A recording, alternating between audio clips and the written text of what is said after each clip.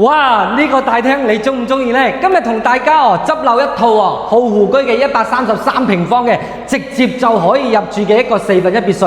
咁呢間單位嘅話呢，我哋見到業主亦都係有重新裝嘅，大廳嘅空間呢，足足有成50平方啊！而且呢，我哋呢一邊過嚟睇睇佢嘅廚房呢同衛生間1樓亦都係有嘅，而且個位置亦都係非常之好啦。佢利用咗我哋側邊一個花園啦，擴展咗出嚟嘅。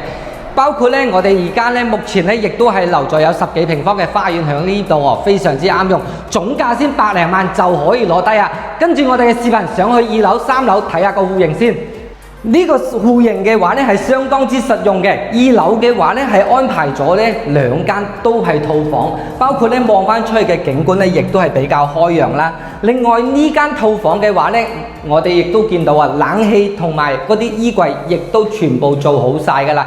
跟住鏡頭，我哋繼續上3樓嘅。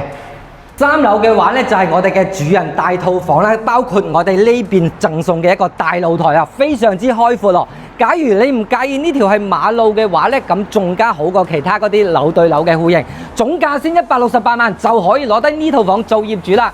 如果你對呢套房感興趣嘅話呢，評論區度留言俾我啦。